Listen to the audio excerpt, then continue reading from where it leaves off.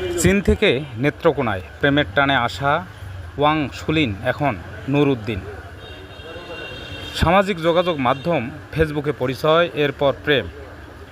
সেই সম্পর্কের টানে চীন থেকে প্রায় ২৫০০ কিলোমিটার পথ পাড়ি দিয়ে নেত্রকোনায় মোহনগঞ্জে এসেছেন ওয়াং শুলিন ৩০ নামের এক যুবক। ইসলাম ধর্ম গ্রহণ করে বিয়ে করেন নাজমিন আক্তার ওরফে লিজা ২০ নামের এক তরুণীকে। ধর্মান্তরের পর ওয়াং শুলিন নতুন নাম রাখা হয় মোহাম্মদ নুরউদ্দিন।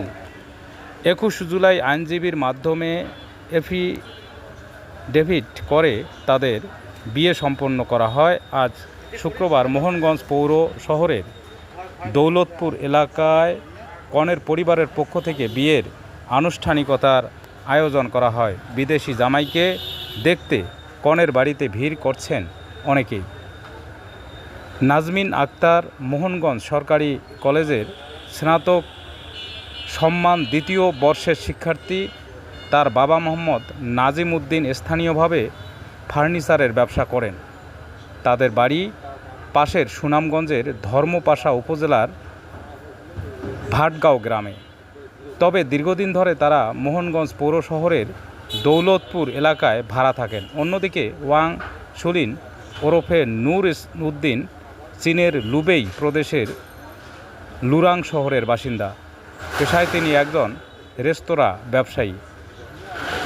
নাজমিনের পরিবারের সদস্যদের সঙ্গে কথা বলে জানা গেছে, প্রায় ২ মাস আগে ফেসবুকে নাজমিনের সঙ্গে ওয়াং শুলিনের পরিচয় হয়। নিয়মিত কথাবার্তার এক পর্যায়ে তাদের মধ্যে প্রেমের সম্পর্ক গড়ে ওঠে। পরে তারা বিয়ের সিদ্ধান্ত নেন। বিষয়টি নিজ নিজ পরিবারকে জানালে উভয় পরিবারই সম্মতি দেয়। এরপর ১৮ জুলাই চীন থেকে বাংলাদেশ আসেন ওয়াং শুলিন। ঢাকার বিমানবন্দরে নাজমিনের পরিবারের সদস্যরা তাকে স্বাগত জানান। পরে তাকে মোহনগঞ্জে নিয়ে আসা হয়। ওয়াং শুলিন ইসলাম ধর্ম গ্রহণ করার পর আইনজীবীর মাধ্যমে এফিডেভিট করে তাদের বিয়ে সম্পন্ন হয়।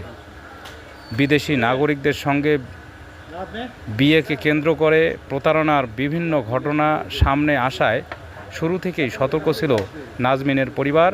চীনা যুবকের পরিচয় ও পারিবারিক তথ্য যাচাই করতে তার পরিবারের সদস্যদের সঙ্গে কথা বলার পাশাপাশি চীনা দূতাবাসেও খোঁজ নেওয়া হয়েছে বলে জানিয়েছে নাজমিনের বাবা মোহাম্মদ নাজিম উদ্দিন। তিনি বলেন, ছেলের মা বাবা ও স্বজনদের সঙ্গে কথা বলেছি, চীনা দূতাবাসেও গিয়ে প্রয়োজনীয় খোঁজ খবর নিয়েছি। সব তথ্য সঠিক পাওয়ার পর আত্মীয় স্বজনদের সঙ্গে পরামর্শ করে বিয়ের সিদ্ধান্ত নেই। নাজিম উদ্দিন আরও বলেন, বিয়ের আনুষ্ঠানিকতা শেষে তার জামাই চীনে ফিরে যাবেন। সেখানে ভিসা ও প্রয়োজনীয় কাগজপত্র প্রস্তুত করে নাজমিনকে চীনে নিয়ে যাওয়ার পরিকল্পনা আছে। চীন থেকে জামাই আসার খবর ছড়িয়ে পড়ায় পর থেকেই দৌলতপুর এলাকার বিভিন্ন বয়সের মানুষ তাদেরকে দেখতে আসছেন।